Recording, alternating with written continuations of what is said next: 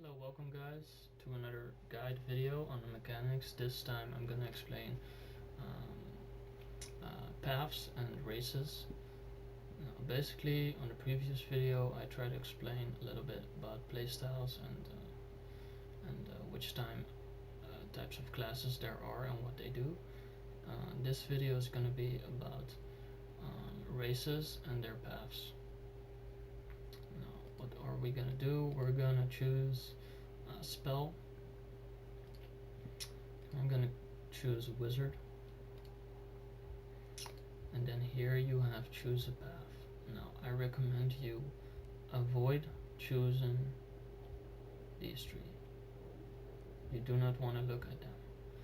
Why? Because Dungeons & Dragons Online has a very intricate system of customizing and multi-classing characters. And every choice you make, every skill point you assign, every feat you take is going to affect your build. So these are options that makes the game choose that for you. So it will work for a while, and you'll be fine as it is. But eventually you'll regret taking this and not customizing your build to your own needs and what is best. So on any occasion you should not take a pre-designed path here, and you should click customize. So do not choose any of these three and just go to customize and click next. Races. There's many races in DDO. Human, elf, halfling, dwarf, so on. They are all different, and they all get different kinds of enhancements later on. You just have to read about that, and I will try to do my best to explain that later in more videos maybe. But what you need to know right now is that human is versatile and gets an extra feat. Elf gets certain ability points bonus, and is proficient with longbows and gets bonuses with longbows and certain ranged weapons and also certain melee weapons. That's elf. Halfling gets a bonus to saves, and as you can see here, they just get a bunch of stuff. Halfling bravery, halfling agility. They're just a handy type of race that are good in all sorts of things. That's the halfling right there. Like, you can compare him to like a cat. He's very agile, and he always lands on his feet. Has good amount of saves. It's you know that the halfling stays alive for the longest. However, I've never made a halfling. Maybe once, but I might make one. Dwarf. Dwarf is more like comparable to a bear. He's very sturdy on his feet. He doesn't lose his balance, and he has a big amount of health, and he's just very strong. He doesn't have that many brains. He's not that smart, but he's just very strong and tough. Dwarves get bonuses to their constitution. They get some bonuses to poison. They get some bonuses to saving spells. They get some bonuses on wielding certain weapons, dwarven weapons, axes, and stuff. They are a good choice for you if you are a beginning player. A dwarf is a good class, a good race to make for the beginning players. Now there's Warforged. They are made of wood. They cannot be drained on levels. It's a premium feature.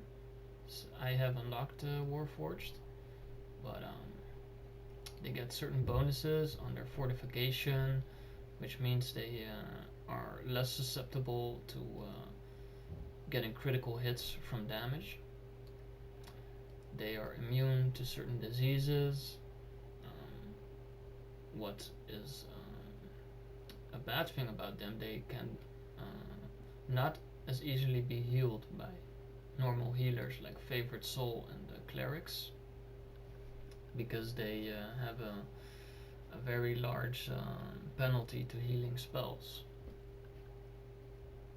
They are good at being wizards or sorcerers, because wizards and sorcerers get the repair spell, which heals constructs.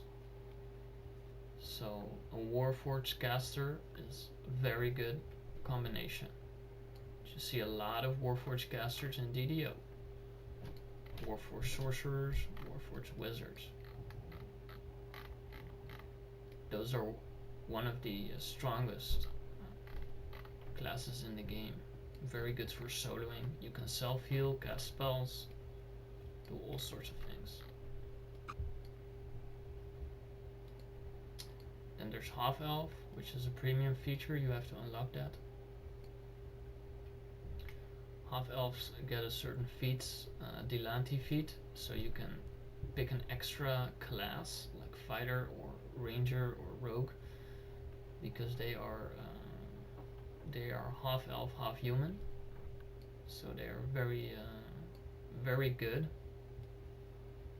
But they are expert race, so you should not make a half elf if you're new. Drow elf. Drows get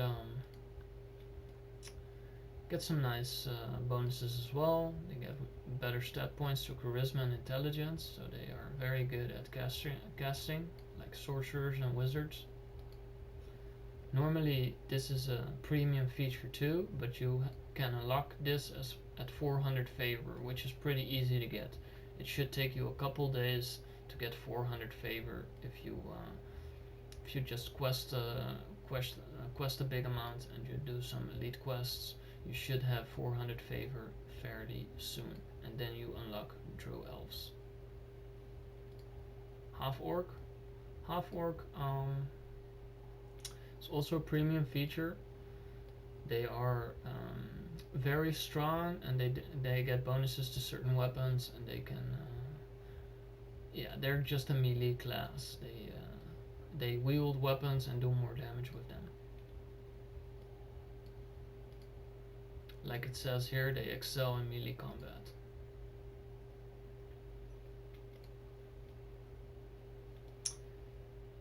So these are the races, and all these races have different enhancements. Like for instance, also humans get more skill points than an elf does. Dwarves get more health while leveling up than a human does. Warforged gets the same amount of health as a dwarf does, because they're both sturdy and they're both strong on that part. But they won't get many skill points like the human does. They won't get an extra feat like the human does. They will not get any bonuses to ranged weapons like longbows like the elf does. So every race has its own positive sides and its negative sides. So it's all up to you to make and to create something you deem is good in the game. Now, for instance, if you want to make a healer and you want to be versatile, it's a wise choice to go human, because they get an extra feat, they get a lot of skill points, which will then affect your healing, and you'll do a great job. You'll be very strong. Also, humans get amplification on their healing, so you will heal for more than the other classes. If you are gonna be a ranger and you wanna use longbows, it's logical to take elf because they get a bonus on damage and attack on those weapons. If you want to be a rogue and you want to not do anything important, just do traps and maybe sneak attacks on mobs, that's a good choice to go halfling because they get more saves, they are agile, and they get lots of small bonuses. If you want to make a barbarian and you just want to bash stuff, you want to wield great axes, you just want to be strong, dwarf will be a very good option for you because they are sturdy on their feet, they get bonuses with axes like the barbarian class does. So that's a logical choice. Also, you can pick warforged as a barbarian. They also get certain bonuses on damage. If you want to make a wizard or a sorcerer, it's a good choice to go drow elf or warforged. You get bonuses to their magical stat points, intelligence, charisma, which gives you more spell points and more options.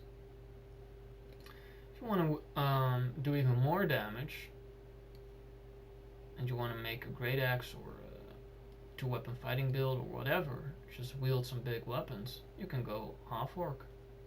It's also a good choice. Now that does not mean that you cannot make a barbarian human. Not at all.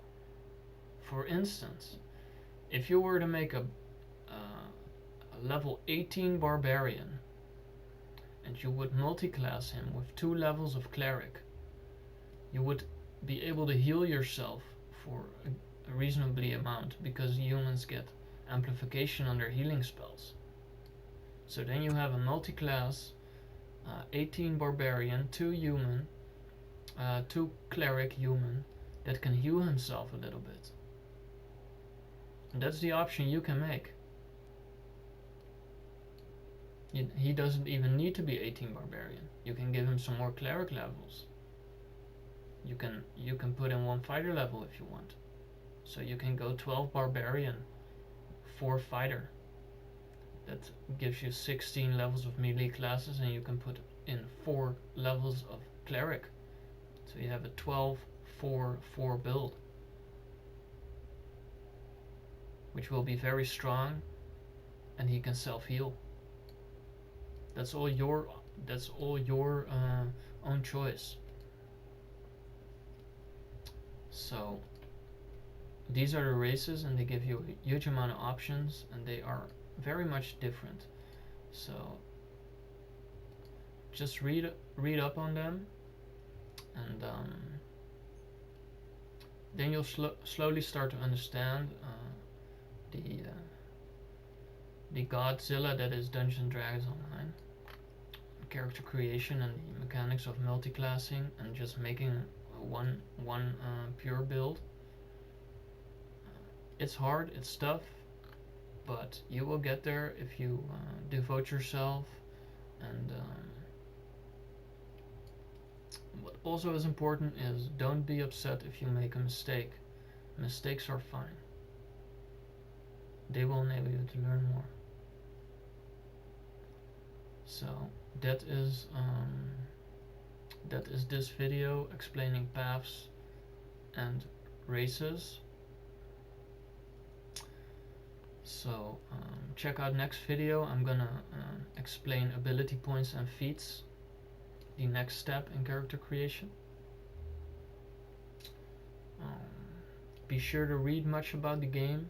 I cannot tell you that too often because this game is huge, and especially since the expansions, the enhancement system got an overhaul, and there's just way more stuff and way more options, and it got more difficult. It got more easy, but it got also more difficult.